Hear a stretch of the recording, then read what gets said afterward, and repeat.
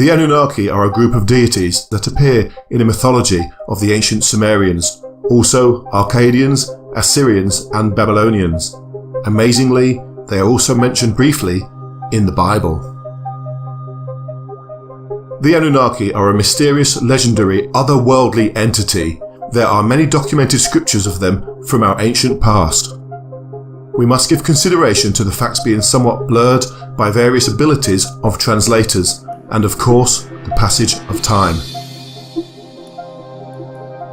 The most comprehensive and lengthy depictions can be found in the Sumerian tablets. In old Sumer, there were tablets found, and on these tablets you see beings which in archaeology they called winged gods or winged geniuses.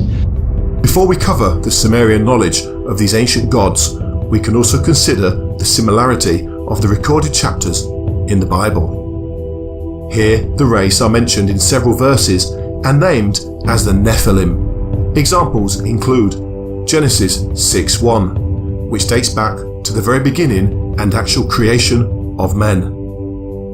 When people had spread all over the world, and daughters were being born, and it came to pass, when men began to be numerous upon the earth, and the sons of God saw that the daughters of men were beautiful, and they took as wives, and God blessed them, and God said unto them, Be fruitful, and multiply.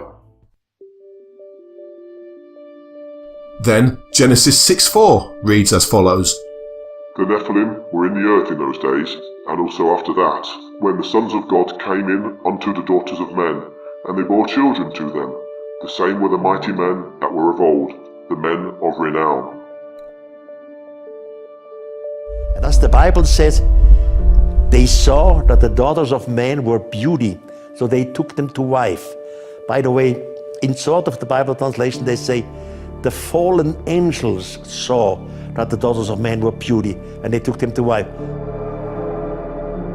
What is a fallen angel? They who descended. And not only in the Bible, you find this absolutely clear again in the book of Enoch. Enoch gives even the names of 36 of these extraterrestrial figures, which say, we want to go down there, we want to have sex, we want to do this, even if it's against what the Lord is the commander of the spaceship, says. And they had sex, and the result was some different creatures and giants and all these things. In the Bible, this race of giants are called the Anakhim. They are mentioned in the conquest of Canaan by the Israelites. According to the book of Numbers, Anak was a forefather of the Anakhim. The Bible describes them as very tall descendants of the Nephilim, the daughters of men and sons of gods, and also fallen ones who existed before the deluge. The term Anunnaki has been translated in various forms and is the source of much controversy. Renowned author Zecharia Sitchin claims he has translated them as those from heaven came. Many scholars claim their interpretation is those of royal blood or those of princely offspring.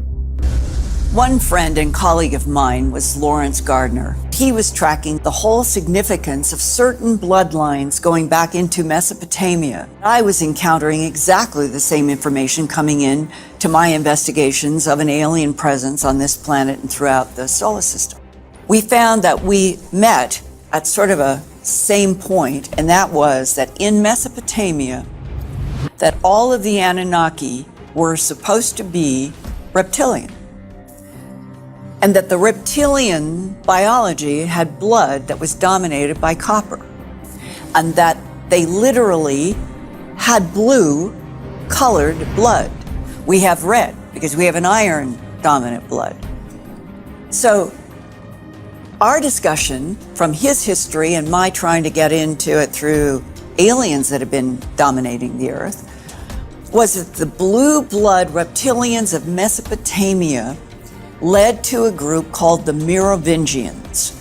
And the Merovingians tie later in the timeline directly to France, Germany, and that area of Europe, because for some reason, that bloodline, the blue bloods, went to Europe, Lawrence Gardner and other people's work coming through royalty, blue blood, tie this connection between the reptilians, Merovingians in Mesopotamia, and they were literally a reptilian blue blood line.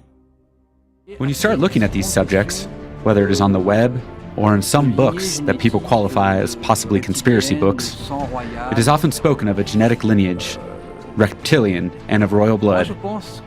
I do think that some royal bloodlines still exist nowadays that come from the Anunnakis, specifically the lineage of Enlil, Ninurta, and An.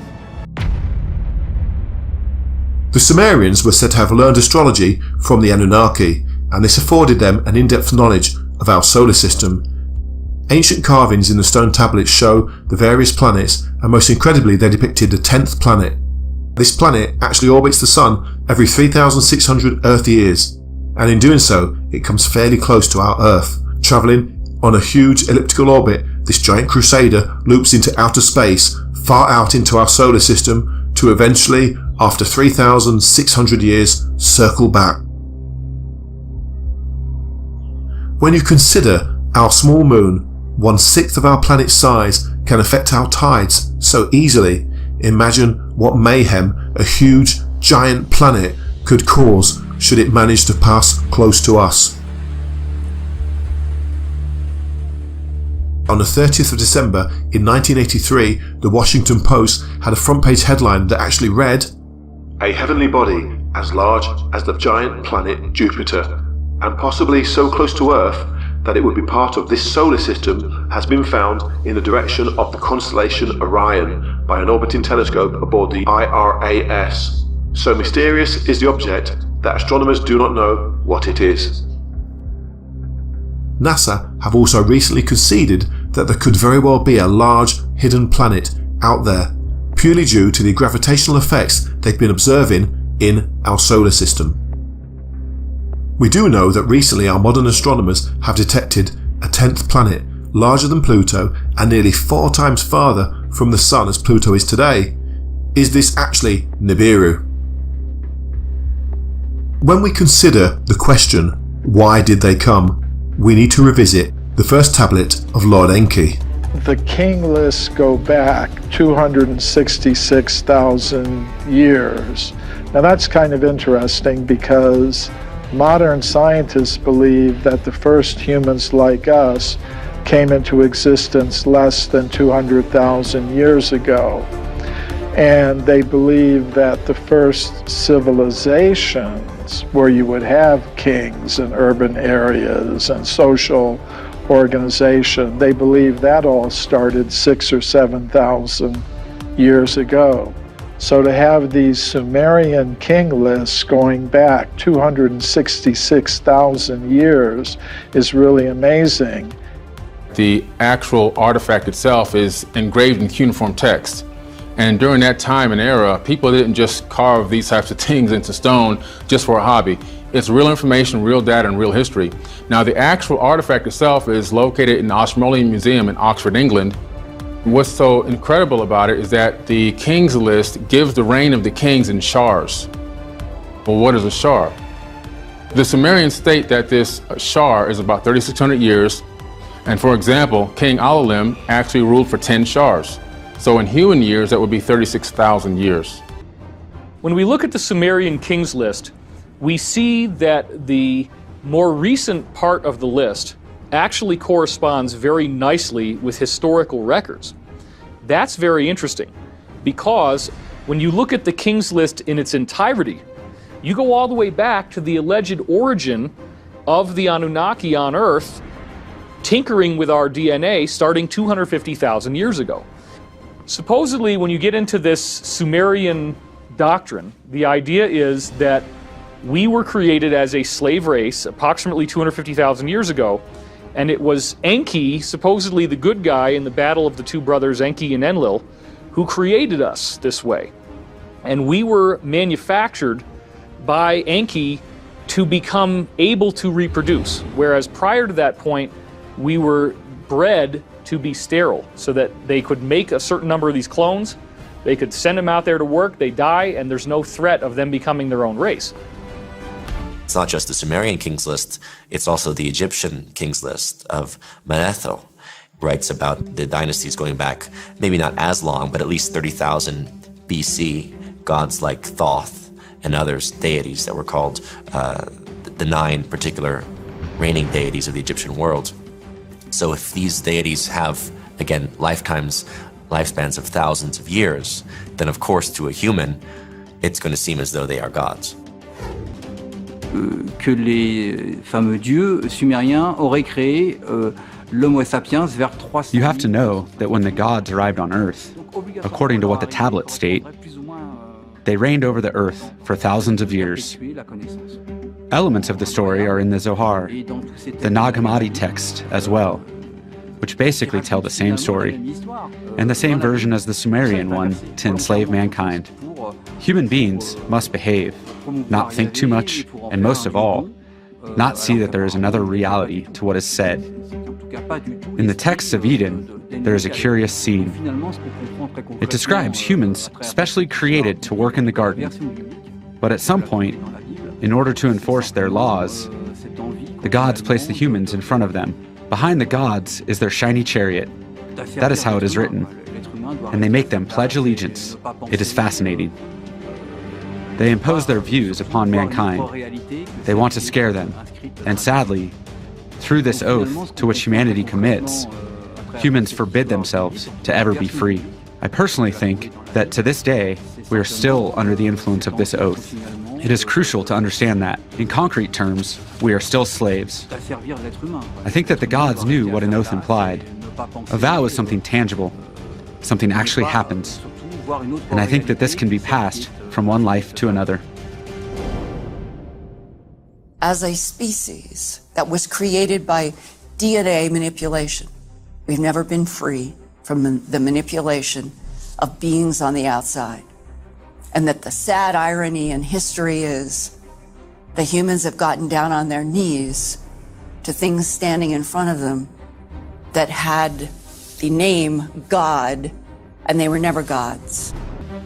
When we look at our modern civilization and we think that we've evolved so much, let's not forget that Sumer is the cradle of civilization, and that so much of what started there is still in place in our modern world. This includes the entire system of how we measure time. 60 seconds in a minute, 60 minutes in an hour, 24 hours in a day. The way in which we structure our cities, the idea of plumbing, the idea of city planning with streets and buildings, all of that stuff comes directly from this Sumerian background, which seems to, in conventional historical view, pop up almost out of nowhere from what had been up until then a hunter-gatherer type of culture. We also see the whole basis of the Code of Hammurabi and written codified laws, which actually started again in Sumer. We see the development of a money system in Sumer.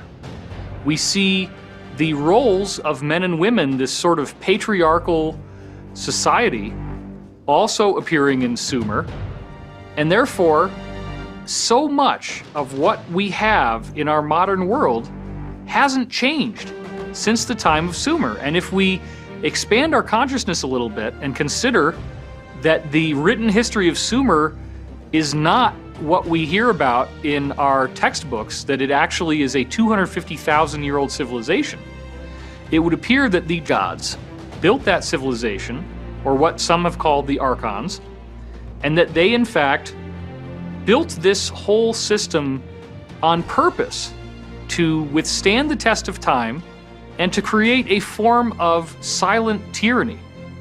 With the money system comes the ability for small groups of people to determine who lives and who dies, who eats and who starves, to become incredibly powerful because there is no common sharing of the wealth of the planet. It seems to be acceptable to the people.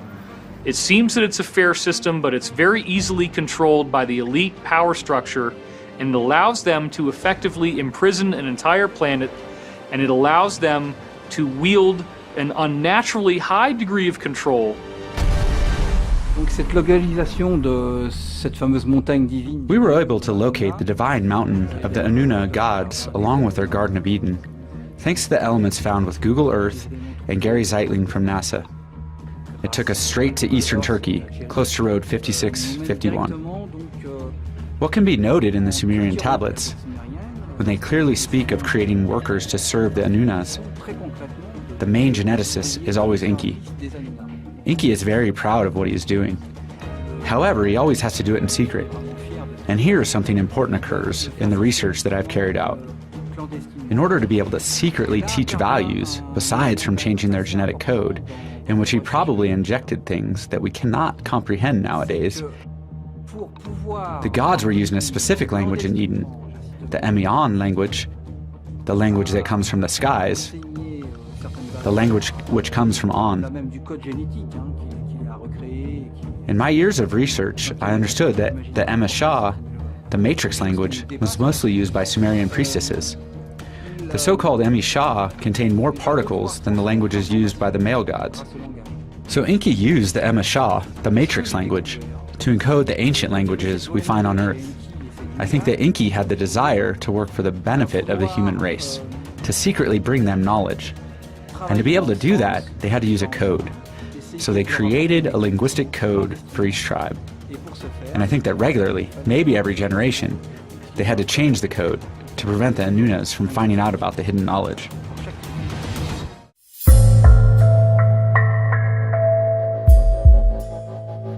The Anunnaki came to Earth, according to Sitchin's translations, 430,000 years ago, looking for gold.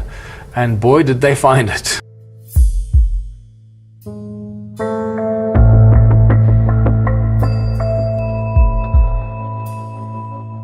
And they were mining gold on a level that we can't even begin to imagine. Enki, the Sumerian entity who was put in charge of the gold mining exercise in the southern hemisphere, in the Abzu, found gold, and that's where he established his gold mining empire. And the translations in the Sumerian tablets tell us over and over and over again that the Anunnaki came here looking for gold. They found it in spectacular amounts, but they needed help to get it out of the ground. And they decided to clone a species that could do the work, to go into the ground and extract the ore and get the gold out of the ground. The DNA, genetic material from Homo erectus was taken, and it was blended with the Anunnaki DNA. And there's some amazing references in the Sumerian translations that refer to southern Africa and the Abzu that he refers to, where the gold was found. Right. And that's why they settled there, and he established the gold mining headquarters there, and that's where the species was cloned.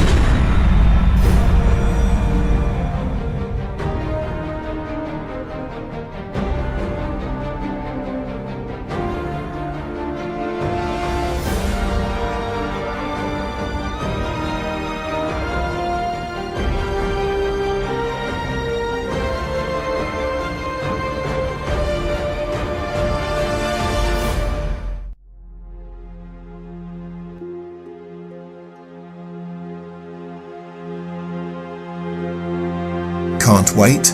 Check out the links in the description for a great 99-cent per month sign-up offer with unlimited access to thousands of epic documentaries, new original series, insider interviews and much more. Get in depth with the latest in metaphysical, spiritual and paranormal videos, only available on Gaia.